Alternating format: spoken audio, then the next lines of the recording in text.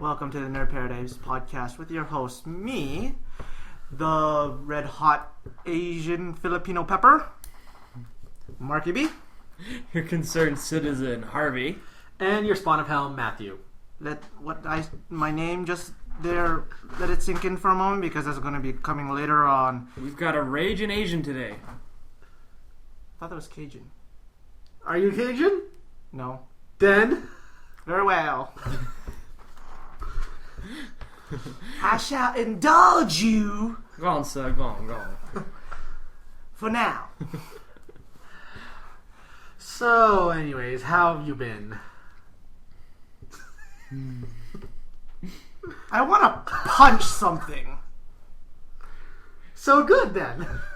This is why I can't have nice things. And I haven't been this pissed off in a while. I know, Mark. A while. It takes a lot to piss you off. A while. By the way, before we get into that next segment, our new segment, for our segment coming up after the news, ladies and gentlemen, boys and girls, listeners, discretion advised because I may go either ghetto or something. I'm from Scarborough. So and I grew up in a pretty bad neighborhood when I was younger, and the influence is just on me now. Then he moved up to a deluxe apartment in the sky on the east side. No. You're just increasing my anger. I gotta fan the flames, make it a good segment. Anyways, so be warned about that. But other than that, on to the news. Alright, so as many of you know, the new Spider-Man movies come out this week on the weirdest day possible, a Tuesday. Tuesday. Yeah. I can Tuesday, yeah. Tuesday. It came out this week on Tuesday. Yeah. See, even if it sounds weird for you when you say Tuesday.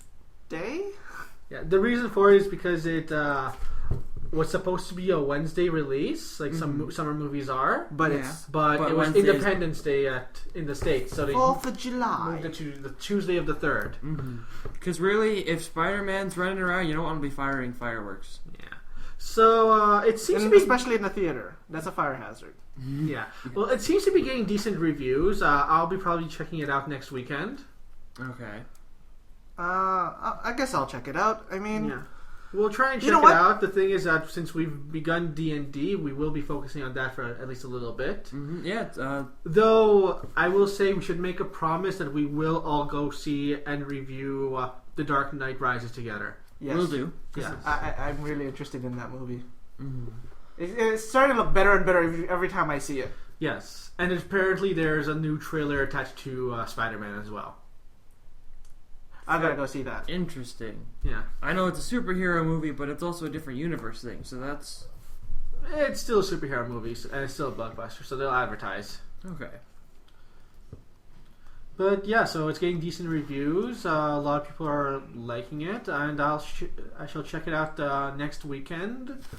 And then the weekend after that, I'll give my impressions, and if any of these guys have seen it by then, they can add their impressions to that. Mm-hmm.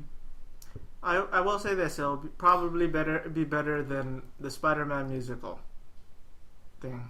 Oh wow! I think I'd heard of that. You haven't? No. Yeah, they've tried to do a Spider-Man musical for a long time, based off essentially just the first Spider-Man movie, mostly.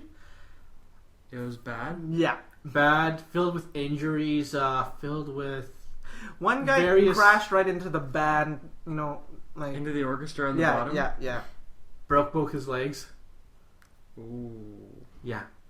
You can't be swinging around in an opera theater. Yeah, that's just something you shouldn't do. I'm trying to think, did they ever actually have a full show, or did they cancel it after test audiences? After test audiences. Yeah. Well, it bombed. You gotta feel disappointed for the people that go and they hate it, because it's really hard to hit someone like Spider-Man with a tomato. Now, this couldn't be Stan Lee's idea. No, it wasn't. As crazy as Stan Lee is, that is not one of his ideas, I'm guessing. No, it wasn't. It was some woman was in charge of it. Stan Lee likes to do things a little more subtly than a musical. Yeah. More like a freight train. Oh, totally. Let's see what else has been happening this week. I'm sorry, I have nothing because I'm still on my rage. Harvey? Well, this is more close to us, but like Matt was mentioning, we are starting up D&D now. If you might recall, if you listen back, we were looking for people to come join our party in the area. Turns out that I found someone through work, and he lives really close, and he has friends that want to play. So nice now we have a people, full nice group people. of 6. Oh yeah, they're really cool. Yeah. Maybe one day they can at least guest appear on here once or twice. Mm-hmm. If they're not Mike shy. Yeah, the main guy has been checking out the podcast. That's good. Cool. Mm-hmm. So What does he think about it? I haven't heard back about that yet. We'll ask tonight. Yeah, so hope things are up your alley so far. So okay. Yeah. It's okay. Yeah. In other news that we forgot to mention last week, actually, the extended cut for Mass Effect 3 has come out. Oh, I wanted to put that down, but I thought, should I even make Matt more angry? I can't say I'm angry as much as disappointed. So it's come out, and people have finished it and given their views already, right? Yeah. It helps. It helps. I will say this, it does do that. Like, it fixes some of the things, like the ship, the Normandy, actually gets a reason why it's away from Earth at that time. Oh yeah. It doesn't actually crash or get blown up by the energy waves anymore. The Mass Effect relays don't get completely destroyed. Okay. When you talk to the Godchild, you can actually get further explanation on what the endings are like. Oh yeah. They give an explanation to the teleporter thing. It's not teleporters. It's right before you go into the final battle, you have the option of sending your crew up into the ship because the dropship lands and transfers them over. Oh, okay. So it gives you that option. And lowers some of the military strength scores you need for certain endings. So that at least makes it so you don't need to work your ass off for 3 crappy endings. Okay. And the thing that disappoints me the most about it, because the changes worked and they helped it, but the endings still stay, but they at least have explanations and after narration and everything like that. The thing that disappoints me is the new 4th ending. There's another one? They added a 4th ending and it disappoints me. Essentially, it is the ability to refuse the 3 endings by shooting at the Godchild hologram. Mm-hmm. And saying to it that you'll just take on the Reapers with your own army and everything and fight to the bitter end. Mm-hmm. The thing is that if they're going to give you that option, they should incorporate your military assets to that if you max them out, you should at least be able to put up a full-on fight and maybe even potentially win if you've done other things in the game. So, for that one, where does it actually end when you tell the Godchild, hell no? Do you actually fight the people, or is it just saying? If you tell to hell no, the Godchild disappears. Shepard's left standing at the crucible part, Mm-hmm. and just for like a minute, it shows the battle happening in the background as Shepard just standing there. Yeah. And the thing is that no matter what your military strength is, the battle automatically starts going sour. Oh yeah. And then it fades to black, and then it fades to a planet, grassy field, and a kind of beacon thing sticking on the ground. Yeah. Slowly transitions to underground, and it's a hologram of one of Shepard's allies, saying that they failed, that the Reapers won, and this is the next cycle that you're watching. Okay. So the thing is that if you choose the 4th ending, it's essentially an automatic fuck you. You have to choose the 3 endings if you want a good ending. So they gave people the option that they wanted, but it didn't go the way that they wanted it to go. Yeah. So it's essentially, if you want a decent ending, you gotta choose the endings that we had thought of in the first place. What I will say, and I'll give them some credit for, because this occurred to me while you were saying it, that I thought if it said, screw you, we're gonna fight anyway, if it was DLC baiting, and that you'd have to pay more to actually go and do this final battle.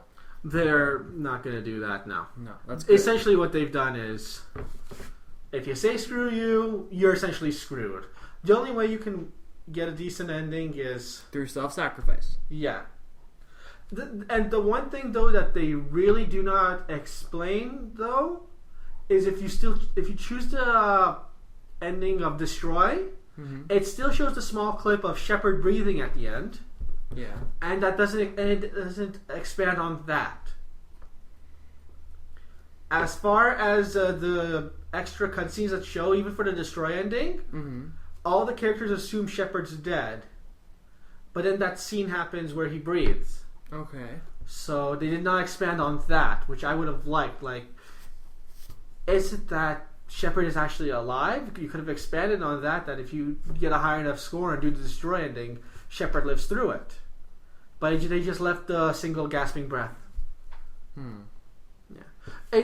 I'm saying they still improved it enough that I don't have to rage about it because they fixed the major issues with the 3 endings.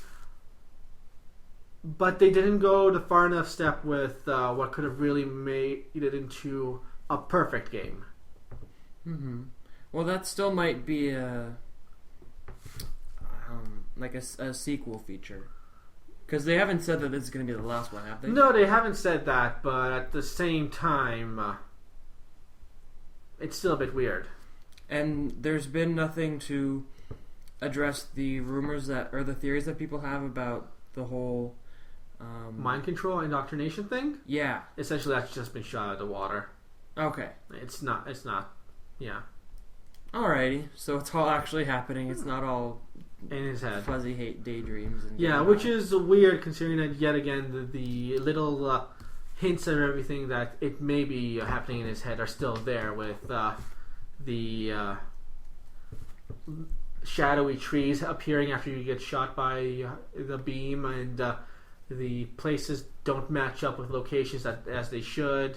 A character getting up to the Citadel before you somehow. Stuff like that. It still doesn't match up, but apparently. No, it's how it is. Okay. Yeah. Whatever. Anything else, guys? I mean, come on, it can't be this little stuff. Other news. Oh, I got a thing on movies, actually. Oh, yeah? They've announced who the director for Thor 2 is going to be. It's the guy that's the head director for Game of Thrones. Oh, interesting. Yeah. That's going to be a new twist on it. Oh, but not a bad twist. The guy's going to be in it. Someone's probably going to want to hit me for not knowing his name, but he's in all of this. He's right there. He's right there. He's going to hit you right there. The guy that always dies? No, I think the guy who in Lord of the Rings is Boromir. So the guy that always dies. Okay, well I don't pay enough attention. Proceed with to the know, hitting. so yes. Yeah. Winter is coming, man. Yeah. No, the guy who plays Boromir, anytime he's a character in like a medieval kind of thing, which is a lot of the time, he always plays a character that dies. Okay. So he's going to have to be a fated for death Asgardian, I guess, because he really fits the Norse look. Yeah. Anything else, Mark? Well, there is one. Did you guys ever know that Final Fantasy VII was also on the PC? Yeah. Well, now they're re-releasing it. On the PC? On the PC. Not on the PlayStation? Nope, on the PC. What? So, it's being I got the facts here. Originally released for PC well over a decade, this re-release, not remake, re-release, will come with new features such as achievements, cloud saving, and a bonus, a character booster. Interesting. Is it going to be a disc or a download? It does not say, but apparently there's no release date either, but the rumored price tag will be about around $12. That's more likely a download then. Yeah, because if you try probably to buy from Steam. Not Steam. No? No, if it's got cloud saving, more than likely something from Microsoft. Okay. See, well, yeah, we know that it can't be a regular one because even if you try to find Final Fantasy VII used, you're gonna pay probably at least $40 for it. I still have my Final Fantasy VII. Yeah. Those games are never. I still say Sony's kicking itself in the foot by showing that teaser they did when the PS3 released with the Final Fantasy VII opening with updated graphics and never going anywhere with it. Yeah. Because when people saw that, they thought, "Oh my god, the best game ever is getting remade." It's kind of a dick move, unless they're still doing it and it's under wraps. If that's the case, then that's even more of a dick move because it's been how long since then? Oh yeah. Well, see, the thing is, it's a really big game and there's a lot about it, and because it has not a cult following, it has a full legitimate, fanatical following. Just a huge fan base. Yeah. There's a lot that they have to do to update it and to make sure that I am part of the Final Fantasy army. Yeah. But it's not. It's still not 5 years worth of work to do a remake of a game where you already have the plot and dialogue. Perhaps. All you need to do is just change the graphics of it. And maybe consider adding voice actors, but you've already got voice actors that have done the movie, so you've got that covered. Mm-hmm. I wonder if maybe they have it mostly done, but they're saving the launch or the announcement of it for when one of their competitors brings out something big. It's like, oh, you got new Halo? Really? Check this shit out! New 7. Maybe, but I doubt it. Honestly, Sony has been kind of struggling, and I hope that PlayStation All-Stars does well. And more so than Sony, Square Enix has really been struggling because their last few Final Fantasy games have been getting lukewarm reception, especially the last online one. Mm-hmm. And people are slowly turning away from the newer games in the series just because they don't have the same feel that the really great games gave you. Yeah. Well, that's the thing, though, is that everyone has the preconception of what a Final Fantasy game should be, and it's always been the basis of all their games up until I think after. Once 10 started. Yeah, after 10. I would say with 12, because you can't count 11. Okay, yeah, 12, because 12 is the one that changed the whole basis of the gameplay. Mm-hmm. The gameplay has never been a problem, though. People have enjoyed the gameplay of the new games. I've heard people who do complain though about the gameplay, about how they always liked the whole turn-based thing, and it was just select an attack, yada, and then plus the features that came with it.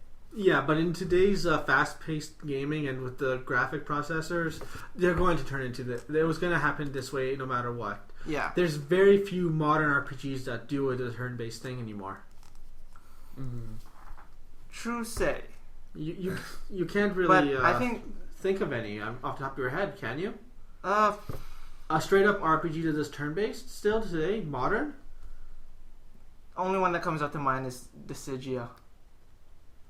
Dissidia and Persona 4, but they're all Japanese games, and you know how the Japanese are. Yeah, and even Persona 4 has other options. Yeah. Mm-hmm.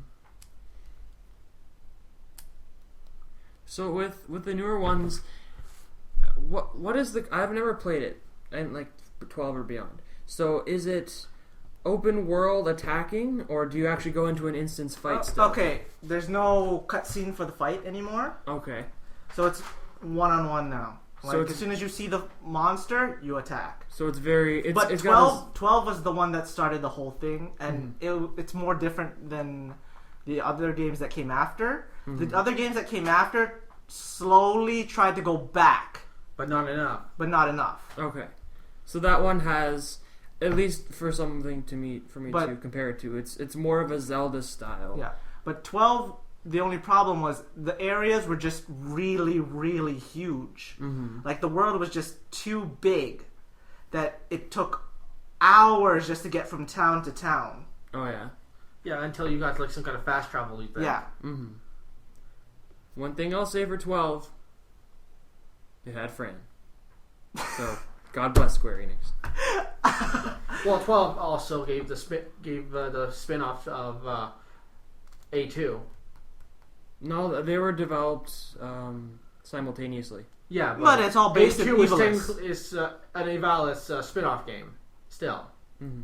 So it's all based in in the Ivalice Alliance or whatever they call it. Yeah, the Ivalice Alliance was... Well, it's weird because A2 is kind of a sequel to FFT Advanced. Yeah. But it also happens just a bit after the events of 12. Yeah. Yeah. So those were developed in tandem. Mind you, the fact that they both happened at the same time lends a lot really well. See, but Square Enix, this is where I will agree with Matt, where Square Enix went wrong, is when they did 12. Because 12, they had so much hope in 12 that they also created a spin-off game, if you don't remember it. Revenant Wings? Yes. Yeah, that one kind of... Which disappeared in the wayside. Yeah, basically it was Revenant Wings, I've played it, and it was trying to copy the whole RTS kind of strategy game. Yeah. But they've kind of failed with it for the fact that it was just too simple. Okay. Also, the fact that 12 bombed so bad that no one really wanted to pick up Revenant Wings. Okay. On the other hand, A2 did well. Yeah. Yeah, A2 did really well. They That's fixed the a lot only. in. That's the only thing that saved the Final Fantasy franchise instead of it going like downhill. Mm-hmm. Though, It's like still Matt going. said, it's still going slowly downhill. One interesting 14 thing. was a freaking bullet to the head. One interesting thing in terms of 12 and the Ivalice Alliance. Once I read how it's supposed to be pronounced, I used to always call it Ivalice, and the fact that it's not weirds me out. But in the remake of Final Fantasy Tactics, the original, in the War of the Lions, you can get Balthier, who's from 12, as a secret character. And he's actually pretty damn good. Yeah.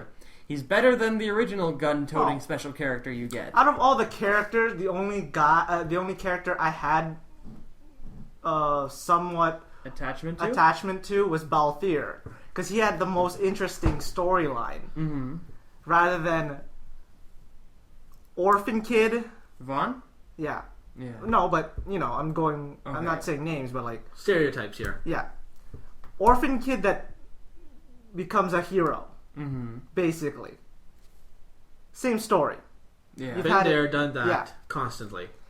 Princess that lost Prince or Princess that lost their crown and is trying to regain it back. Is that Essentially. Is that one Peniel or Fran? Friend. Okay, yeah. No, not. she's- Well, I not know Peniel. Fran is rejected No, from no. the Vera. Yeah. Yeah. Fran is the bunny girl. I mean, Yeah, the the- Ash. Oh, yeah, the main character. Oh, okay, I don't know her. Ash. Alright, Same story. okay. Then we have Bosch, who is a fallen hero that is trying to regain back and help his country. Same story once again. Been there, done that. Okay, but you're also listing off a lot of things that they've done in Final Fantasy that always work. Yes, but the fact of the matter is that they've never repeated them this blatantly before. Yeah. Okay. The only character that was there that is actually pretty new was the Balthier character. He was a sky pirate that also had a crazy ass dad. Titus. Sid. Sid was his dad. Does he hate his dad? Yes. Okay, that's not new. But he was also he was a noble that turned into a sky pirate for the fact that he wasn't agreeing. Yes, but was in 12 Silent Play, was Sid a villain? Yeah, Sid was a villain. So that's still Titus. Yeah. Yeah, but No, that's essentially Titus. but Titus was never nobility. No, he was made up. He was He's still a superstar. he's so And then he goes off and stops being the star blitzball player to go and do adventure and still Yeah, kick but blitzballs okay. at things. But here's the thing. And let's not even go into Titus because Titus may not even be Titus. He may actually be the guy that you have to fight in Acts No, 2. he- 10-2. No, he is actually made up based off of that guy. Yeah. Okay, so yeah, again, Titus always had the justice thing and always, did what was right? Mm-hmm. And so they just kind of reversed that. Yeah. No, Yeah. Balthier, he did the good thing, but with ulterior motives. Okay. It does, like, from what I gather, his actual character personality and everything is unique. Yeah. But and it's his fresh. backstory is Titus. Yeah. Yeah. It's still an old concept. And I'm willing to bet he's probably not as whiny as Titus. No, he's more of the... He's smug, isn't he? Yes, he's smug. Alright. He's basically a Jack Sparrow without the whole grimy. Or water. Yeah. Okay. But yes, and 14 was bad. Another MMO? Really, Sony? Again, I don't know because I never played the Final Fantasy MMOs because You know they're the bad. first MMO they did, I heard really bad stuff. Also, you had to pay for it, which to me was like ridiculous. Yeah. When Final Fantasy XI launched, was it on PS2 and PC or just on PS2? Both. Okay, so it wasn't this ridiculous, you have to buy this thing that allows you to connect your PS2 to the internet. Because that was new and a big deal at the time, and it was hella expensive. Yes. Yeah. So, Not to mention, it was also a paid subscription. yep. Which, to me, if you're going to do an MMO of back then, Mm-hmm. putting a paid subscription doesn't give you incentive to buy it. Unless, of course... You're Blizzard. Yeah. Yeah, unless you're Blizzard. Unless you're Blizzard and have a huge community behind you that... Yeah. While you're getting their money, you as well as support properly. Yeah. If you're well established in this line already, then people have the faith in you. Yeah. If this is a new venture and people are already iffy about it, that's a problem. Yeah. And if you're requiring potentially this much investment to play, like I remember it came out in grade 8, and two of my friends got it, and I was for a while considering saving up my allowance so I could get this thing, I could play with them, and I figured, you know what, it's not worth it, no way, and I'm so glad I didn't. Yeah. But 14 was even worse. I mean, as I've said before, 14 is so bad that they had to shut down the servers, essentially stop the game, send out a letter of apology to anyone that bought it and played it, and refund their money. Not since E.T. has a game fucked up that badly. That's a bigger flop than a Magikarp Splash. Yeah. That's how bad it went. In Conquest. I'm upset that at least in that they didn't make it do something when you're in the water. If it did something, that would be nice. Yeah, well, it's Splash. What do you expect? Like, lower accuracy for like 5 seconds. Mm-hmm. No, and Sorry, I'm one turn. Yeah. 13 didn't help much either with its sequel games. Especially the one where it's essentially overwrites the ending to 13 itself because of the time travel stuff. Yeah. That's where, because I played it, and that's where I get confused about it. Because remember when back in 10 and then 10-2 at least had some Continuity. Continuity, connection, boobs. Mm-hmm. Did I mention boobs? Yeah? Yeah, good. Yeah. You also forgot upskirts, but you know. Yeah, the game was based on fan service entirely. But It wasn't a bad game either for play purposes, just because of the dress sphere system it worked. Yeah, I enjoyed playing it. It was still pretty grindy, and not in the fan service kind of way, unfortunately. no. Though if you were a boy of that age... But yeah, looking now to Final Fantasy 13-2, It's a mess. yeah, I mean, first of all, the system's still there. The whole game, the essentials of 13 is there. Just the fact that your third person will always have to be a creature, a monster that you capture. Oh, no, they didn't do that, did they? They did. That's what caused Tales of Symphonia 2 to bomb. Yeah, but that's what they did. And I love the first game, but the second game, because the creature system was just so stupid. I thought I told you this already. No, I didn't know that. Well, but yeah. That reminds me of Lufia, actually. It's a game on the Game Boy Advance. Basically, in 13, you to do your skills and everything, because you can't really do it manually. Mm-hmm. It's done for you. You just have to do a certain set and just press attack. Mm-hmm. And which I don't like. Don't get me wrong. I don't like that part because I don't have any enjoyment in that. So essentially, every fight feels like a crappy cinematic. Yeah. So, but you at least have the choices of which mode you want to be in, like defensive, attack, and support, right? Mm-hmm. Well, for your creature, only gets one. Oh, so you have to pick your creature based on what kind of role you want? Yeah, and basically you alternate those creatures. Oh. So you basically get 3, but you alternate 1. That sounds shitty. Also, to get some of the good monsters, like the chocobos, it's a lot of grinding to get. Yeah. I mean a lot. Not to mention you have to search for... Basically, an equivalent to getting a Feebas in... in Ruby Sapphire. Yeah, in Ruby Sapphire and Emerald. Okay. Basically. The 4th gen games didn't help either, with Feebas usually appearing in only one tile in every cave that was available in. Yeah. Mm-hmm. Although they did make it a little bit easier in Heart Gold, Soul Silver to actually evolve it. Yes. But yeah, that's what I'm equivalating it to. I haven't even gone to the story yet, but that's a different thing. I'm just focusing on gameplay.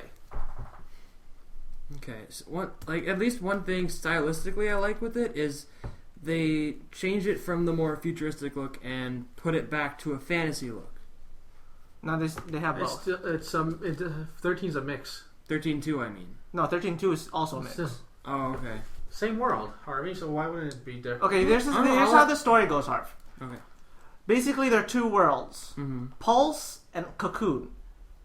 Everyone. All the main characters are on Cocoon in 13, right? Mm-hmm. Basically, Pulse is evil to them. Okay. And they're in constant war. Mm. And you have these statues or whatever, spirits, that control your life. Okay. And if they see you fit, they put a sign on you. And if it's something for the Pulse from Cocoon, it's usually to destroy the pulses from... the spirits from Cocoon? Yeah, the people from Cocoon. Yeah, people from Cocoon. So the people from Cocoon have to destroy the people from Pulse. Okay.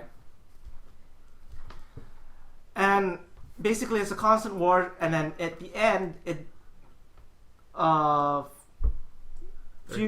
think it fuses the worlds. I forget. So you get an electric butterfly.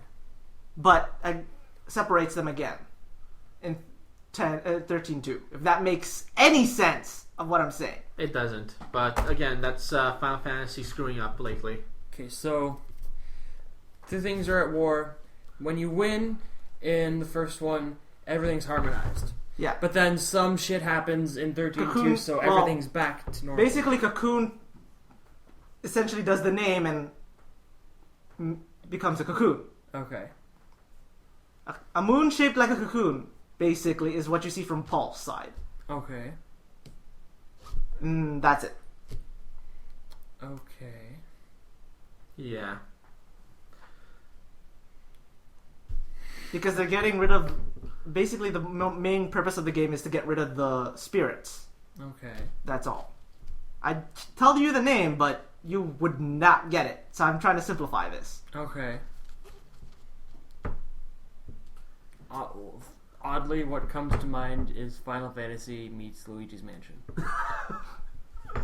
Sure, why not? I need something to equate it to. Speaking of, the next Luigi's Mansion game on 3DS looks good. Oh, okay, it's 3DS. Yeah. Interesting. But I think we're good for the news and our little Final Fantasy talk here. So let's move on to our next segment. We'll take a quick break and then. But it won't be our last talk about. We'll take a break while I get my red face on, and I'm not being racist. We apologize if you think he is. I'm just getting. I just mean I'm gonna get really, really mad. Okay. All right. Talk to you in a bit.